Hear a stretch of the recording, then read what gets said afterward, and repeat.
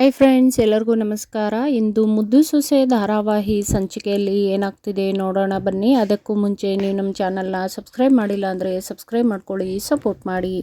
ಕಣ್ಮಣಿ ಹೇಳ್ತಾ ಇರ್ತಾಳೆ, ಅಪ್ಪಯ್ಯ ನನಗೊಂದು ಅರ್ಥ ಆಗಿರೋದು ಅದಕ್ಕೆ ಬಗ್ಗೆ ಏನು ಅಂದರೆ, ಈ ಮನೆ ಮರ್ಯಾದೆ ಹೋಗೋಕ್ಕೆ ಅವರು ಯಾವತ್ತೂ ಬಿಡೋದಿಲ್ಲ. ಈ ಮನೆಯವ್ರಿಗೆ ನೋವಾಗೋದಕ್ಕೆ, ಅವ್ರ ಕಣ್ಣಲ್ಲಿ ನೀರು ಬರೋದಕ್ಕೆ ಯಾವತ್ತೂ ಬಿಡೋದಿಲ್ಲ. ಅವರೆಲ್ಲರಿಗೂ ಈ ಮನೆಗೂ ಕಾವಲಾಗಿ ನಿಂತಿದ್ದಾರೆ ಅಂತ ಅರ್ಥ ಆಯಿತು ಅಪ್ಪ ಅಂತ ಹೇಳ್ತಿರ್ತಾಳೆ. ಆಗ ಎಲ್ಲರೂ ಮೌನವಾಗಿದ್ದಾಗ ಮತ್ತೆ ವಿದ್ಯಾ, ಮಾವಯ್ಯ ದಯವಿಟ್ಟು ನನ್ನನ್ನು ಕ್ಷಮಿಸ್ಬಿಡಿ, ಈ ವಿಚಾರ ಗೊತ್ತಾದಾಗ್ಲೇ ನಾನು ನಿಮ್ಮ ಹತ್ರ ಬಂದು ಹೇಳಬೇಕಿತ್ತು. ಆದರೆ ಪರಿಸ್ಥಿತಿ ಆ ಥರ ಇರಲಿಲ್ಲ. ನಾನು ಏನೇ ಹೇಳಿದ್ರು ನನ್ನ ಮೇಲಿನ ಕೋಪಕ್ಕೆ ಎಲ್ಲರೂ ಯಾವ ಮಾತನ್ನು ನಂಬ್ತಾ ಇರಲಿಲ್ಲ ಅಂತ ಗೊತ್ತಿತ್ತು. ಅದಕ್ಕೆ ನಾನು ಇವ್ರಿಗೆ ಹೋಗಿ ಮಾತಾಡಿ ಅಂತ ಹೇಳಿದೆ ಅಂತ ಹೇಳಿದಾಗ, ಅಮ್ಮಮ್ಮ ನೀನು ಯಾಕೆ ಕೈ ಮುಗಿದು ಕ್ಷಮೆ ಕೇಳ್ತಾ ಇದೀಯಾ?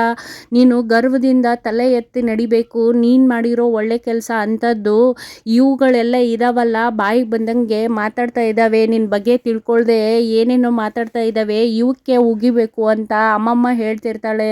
ಆಗ ಶಿವರಾಮೇಗೌಡರು ಏನೂ ಹೇಳೋದಿಲ್ಲ, ಹಾಗೆ ಸುಮ್ಮನೆ ನಿಂತ್ಕೊಂಡು ನೋಡ್ತಿರ್ಬೇಕಾದ್ರೆ ಮದುವೆ ಹುಡುಗ ಎದ್ದು ಬರ್ತಾನೆ. ಏನಪ್ಪಯ್ಯ ಏನು ನಡೀತಾ ಇದೆ ಇಲ್ಲಿ ಅಂತ ಕೇಳ್ತಾ ಇದ್ದಾಗ, ಈಶ್ವರಿ ಬಾಯಿ ಹಾಕ್ಬಿಟ್ಟು, ಇನ್ನೇನು ನೀನು ಕರ್ಕೊಬಂದು ಎಲ್ಲ ಒಳ್ಳೆ ಕೆಲಸನ ಮಾಡ್ದಲ್ವಾ, ಇಲ್ಲಿಗೆ ನಿನ್ನ ಕೆಲಸ ಮುಗೀತು, ನಿನಗೂ ಇದಕ್ಕೂ ಯಾವ ಸಂಬಂಧನೂ ಇಲ್ಲ, ನೀನು ನಿನ್ನಿಂದ ಹೊರಟೋಗ್ಬೇಕು, ಇಲ್ಲ ಅಂತಂದರೆ ಯಾವುದೋ ಒಂದು ಮೂಲೆಯಲ್ಲಿ ನಿಂತ್ಕೊಂಡು ಅಕ್ಷತೆ ಕಾಳು ಹಾಕಿ ಊಟ ಮಾಡ್ಕೊಂಡು ಹೋಗು ಅಂತ ಹೇಳ್ತಿದ್ದಾಗ, ವಿದ್ಯಾ, ಮಾವಯ್ಯ ನಾನು ನಿಮ್ಮ ಹತ್ರ ಒಂದು ಹುಡುಗನ ಬಗ್ಗೆ ಮುಖ್ಯವಾದ ವಿಚಾರ ಮಾತಾಡಬೇಕು ಅಂತ ಪ್ರಯತ್ನ ಮಾಡಿ ಹೇಳ್ತಿರ್ಬೇಕಾದ್ರೆ ಅದು ಯಾವುದಕ್ಕೂ ಅವಕಾಶನೇ ಕೊಡೋದಿಲ್ಲ ಈಶ್ವರಿ. ಬಾಯಿಗೆ ಬಂದಂಗೆಲ್ಲ ಅವಳಿಗೆ ಬೈದ್ಬಿಟ್ಟು, ಇದನ್ನೆಲ್ಲ ಕೇಳೋದಕ್ಕೆ ನೀನು ಯಾರೇ, ನಿನಗೂ ಇದಕ್ಕೂ ಏನೇ ಸಂಬಂಧ, ಹೊಂಟೋಗ್ತಾ ಇರೋ ಅಷ್ಟೇ ಅಂತ ಬೈತಾ ಇರ್ತಾಳೆ. ಕಣ್ಮಣಿ ಬೇಜಾರು ಮಾಡಿಕೊಂಡು ಅಳ್ತಾ ಇರ್ತಾಳೆ. ಮತ್ತೆ ತಿರ್ಗಾ ನನ್ನ ಮದುವೆನ ಮಾಡೇ ಬಿಡ್ತಾರೆ ಇವರು ಅಂತ ಆತಂಕದಲ್ಲಿ ಇರ್ತಾಳೆ. ನಂತರ ಸಾವಿತ್ರಿ ಕೂಡ, ಏನೇ ನೀನು ಕರ್ಕೊಂಬಂದಿದ್ದೀನಿ ಅಂತ ಎಲ್ಲರೂ ನಿನ್ನ ಮಾತು ಕೇಳಬೇಕಾ, ನಿನ್ನ ಮಾತು ಯಾರೂ ಕೇಳೋಕ್ಕಿಲ್ಲ, ಇಲ್ಲಿ ಹೊರಡ್ಬೇಕಂತೆ ಇಲ್ಲಿಂದ ಅಂತ ಅವಳಿಗೆ ಬಾಯಿಗೆ ಬಂದಂಗೆ ಹೇಳ್ತಿರ್ತಾಳೆ.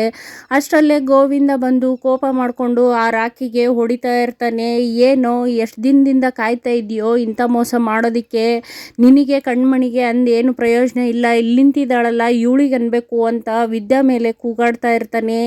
ಆಗ ಯಾರು ಏನೂ ಮಾತಾಡ್ದಿದ್ದಾಗ ರಾಖಿಗೆ ಚೆನ್ನಾಗೇ ಕತ್ತಿನ ಪಟ್ಟಿ ಹಿಡಿದ್ಬಿಟ್ಟು ಹೊಡಿತಾ ಇರಬೇಕಾದ್ರೆ, ಅಮ್ಮಮ್ಮ ನಿಲ್ಸು ಕಣೋ ಸಾಕು, ಅವಳೇನು ಮಾಡಿಲ್ವಂತೆ, ನೀನು ಏನೋ ಯಾರೋ ಹೇಳಿದ್ದು ಕೇಳ್ಕೊಂಡು ಮಾತಾಡಬೇಡ, ಅವಳಿಂದ ಇವತ್ತು ನಮ್ಮ ಮನೆ ಮರ್ವಾದೆ ಉಳಿದಿದೆ ಅಂತ ಹೇಳಿದಾಗ, ಏನು ಈಶ್ವರಿ ಏನು ಹೇಳ್ತಾ ಇರೋದು ಅವ್ವ ಅಂತ ಕೇಳಿದಾಗ, ಇಲ್ಲ ಕಣ್ರಿ, ಅವಳು ಇವರಿಬ್ಬರು ಮದುವೆ ಆಗೋದನ್ನು ತಡೆದ್ಬಿಟ್ಟು ಕರ್ಕೊಬಂದು ಇವಾಗ ಅವರು ಇಬ್ಬರಿಗೇನೆ ಮದುವೆ ಮಾಡಿ ಅಂತ ಅವ್ರ ಪರ ವಕಾಲತ್ ಮಾಡ್ತಾ ಇದ್ದಾಳೆ ಅಂತ ಎತ್ಕಡ್ತಾಳೆ. ಆಗ ಕೋಪ ಮಾಡಿಕೊಂಡು ಗೋವಿಂದ ರಾಖಿನ ಎಳ್ಕೊಂಡು ಹೊರಗಡೆ ಬರ್ತಾನೆ. ಆಗ ಕಣ್ಮಣಿನೂ ಹಿಂದೆನೇ ಬರ್ತಾ ಇರ್ತಾಳೆ.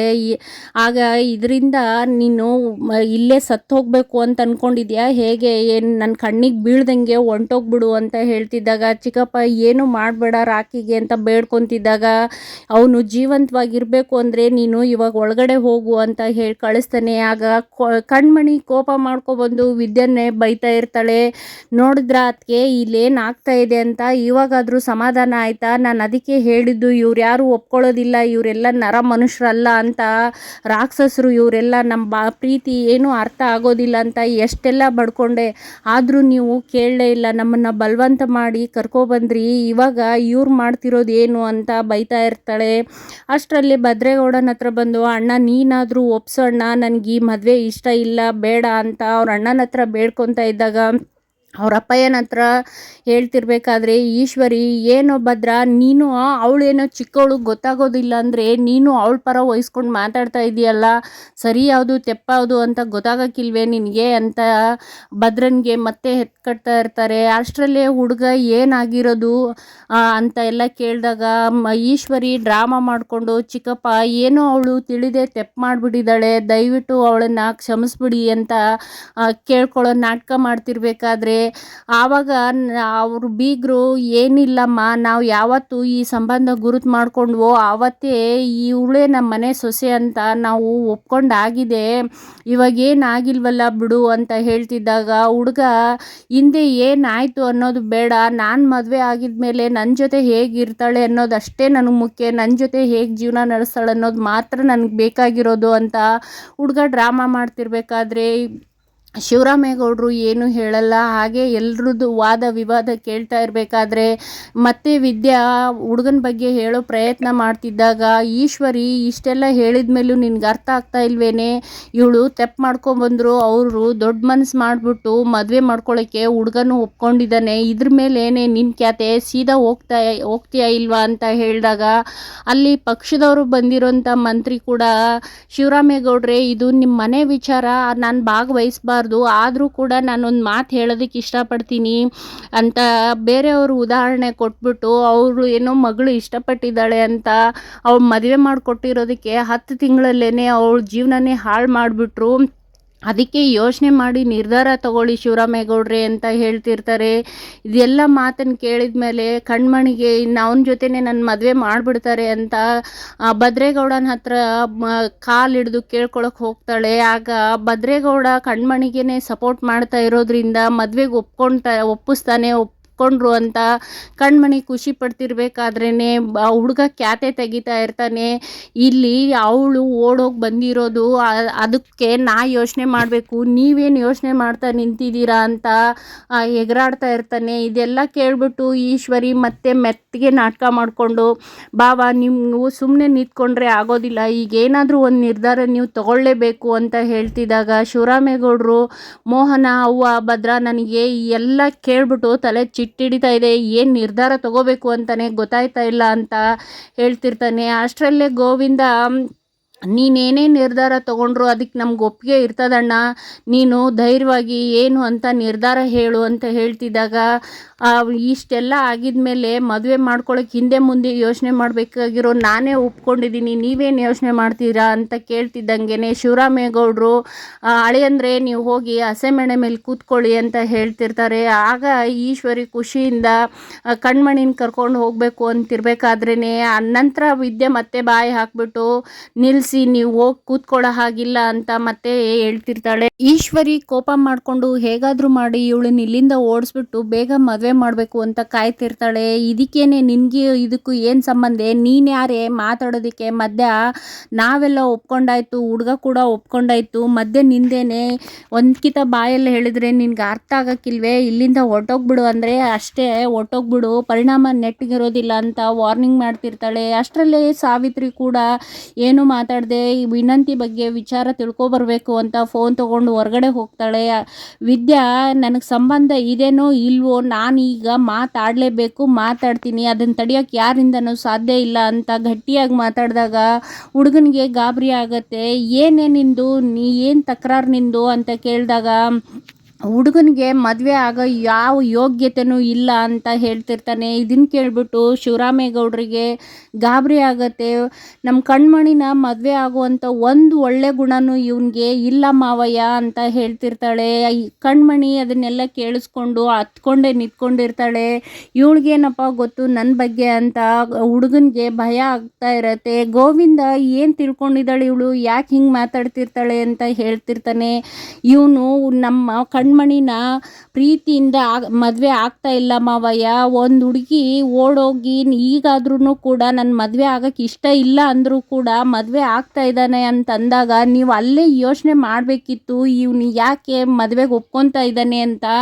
ಇವನಿಗೆ ಕಣ್ಮಣಿ ಮೇಲಿರೋ ಪ್ರೀತಿಯಿಂದ ಮದುವೆ ಆಗ್ತಾ ಇಲ್ಲ ಮಾವಯ್ಯ, ಇವನಿಗೆ ಪ್ರೀತಿ ಇರೋದು ನಿಮ್ಮ ಆಸ್ತಿ ಮೇಲೆ. ಕಣ್ಮಣಿ ಏನು ಸಾಮಾನ್ಯ ಕುಟುಂಬದ ಹುಡುಗಿನ, ಅವಳು ಮಂತ್ರಿ ಮಗಳು, ಅದನ್ನಾದರೂ ನೀವು ಅರ್ಥ ಮಾಡ್ಕೊಳ್ಳಿ. ಇಲ್ಲಿ ಕಣ್ಮಣಿ ಮೇಲೆ ಪ್ರೀತಿ ಇಟ್ಕೊಂಡು ಮದುವೆ ಮಾಡ್ತಾ ಇಲ್ಲ, ಸಂಬಂಧ ಬೆಳೆಸ್ತಾ ಇಲ್ಲ, ನಿಮ್ಮ ಆಸ್ತಿ ಅಂತಸ್ತನ್ನು ನೋಡಿಬಿಟ್ಟು ಆ ಆಸೆಗೋಸ್ಕರ ಅವರು ಮದುವೆ ಆಗೋಕ್ಕೆ ಒಪ್ಕೊತಾ ಇರೋದು ಮಾವಯ್ಯ. ಈಗಾದರೂ ಯೋಚನೆ ಮಾಡಿ ಇದ್ರ ಹಿಂದಿರೋ ಉದ್ದೇಶ ಏನು ಅಂತ ಅರ್ಥ ಮಾಡ್ಕೊಳ್ಳಿ ಅಂದಾಗ ಅಮ್ಮಮ್ಮನಿಗೂ ಗಾಬರಿ ಆಗುತ್ತೆ, ಕಣ್ಮಣಿಗೂ ಕೂಡ ಗಾಬರಿ ಆಗುತ್ತೆ. ಈಶ್ವರಿ ಏನೇ ಹೇಳ್ತಾ ಇದೀಯಾ, ಸುಮ್ಮನೆ ಇದ್ದೀವಿ ಅಂತ ಬಾಯಿಗೆ ಬಂದಂಗೆಲ್ಲ ಮಾತಾಡ್ತಾ ಇದೆಯಲ್ಲ, ಭಾವ ನೀವಾದರೂ ಹೇಳಿ ಅಂತ ಹೇಳ್ತಿದ್ದಾಗ ಹೇಳ್ತಿದ್ದಾಗ ಅವರು ಏನು ಹೇಳಲ್ಲ. ಭದ್ರನಿಗೆ ಕೋಪ ಮಾಡಿಕೊಂಡು, ಏನು ಭದ್ರ ನೀನು ಅನುಭವಿಸಿದ್ದು ಸಾಲದ, ಈಗ ಅವಳಿಗೆ ಸಪೋರ್ಟ್ ಮಾಡ್ಕೊಂಡು ಸುಮ್ಮನೆ ನಿಂತಿದೆಯಲ್ಲ, ಸುಮ್ಮನೆ ಕಳಿಸೋಳನ್ನ ಅಂತ ಹೇಳ್ತಿದ್ದಾಗ, ಅಲ್ಲ ಚಿಕ್ಕವ್ವ ಅವಳೇನು ತಪ್ಪು ಹೇಳ್ತಾ ಇದ್ದಿದ್ದು ಹೇಳು, ಇವಾಗ ಹುಡುಗನ ಬಗ್ಗೆ ನನಗೆ ಗೊತ್ತಿಲ್ಲ, ಆದರೆ ನೀವೆಲ್ಲ ಒಪ್ಕೊಂಡು ಮದುವೆ ಮಾಡೋಕ್ಕೆ ಅಂತ ನಿಂತಿದ್ದೀರಲ್ಲ, ಇದರಿಂದ ನನ್ನ ಕಣ್ಮಣಿಗೆ ಇಷ್ಟ ಇಲ್ದಿರೋ ಮದುವೆ ಮಾಡಿದರೆ ಅವಳು ಖುಷಿಯಾಗಿದ್ದಾಳ, ಅದನ್ನ ಯೋಚನೆ ಮಾಡಿ ನೀವು ಅಂತ ಭದ್ರ ಕೂಡ ಅವಳ ಪರವಾಗಿ ಮಾತಾಡ್ತಾನೆ. ಅಷ್ಟರಲ್ಲೇ ವಿದ್ಯಾ ಹುಡುಗನ ಬಗ್ಗೆ ಗುಣಗಾನ ಮಾಡ್ತಿರ್ಬೇಕಾದ್ರೇ ಸಾವಿತ್ರಿ ಕೂಡ ಅಣ್ಣ ಅಣ್ಣ ಅಂತ ಕಿರ್ಚ್ಕೊಂಬರ್ತಾಳೆ. ಏನಮ್ಮ ನಿಂದು ಈ ಹೊತ್ತಲ್ಲಿ ಅಂತ ಕೇಳ್ತಿದ್ದಾಗ, ಏನಿಲ್ಲ ಅಣ್ಣ, ವಿನಂತಿಗೆ ಫೋನ್ ಮಾಡಿದ್ದೆ, ಇನ್ನೂ 5 ನಿಮಿಷದಲ್ಲಿ ಚೌಟ್ರಿ ಹತ್ರ ಬರ್ತೀವಿ, ನಾವು ಬರೋ ಗಂಟ ನೀವು ಮದುವೆ ಆಗೋದಕ್ಕೆ ಬಿಡಬೇಡ, ಮುಖ್ಯವಾದ ವಿಚಾರ ಹೇಳಬೇಕು ಮಾವಯ್ಯನಿಗೆ ಅಂತ ಹೇಳ್ತಿದ್ದಾಳೆ ಅಂತ ಹೇಳ್ತಿರ್ತಾಳೆ.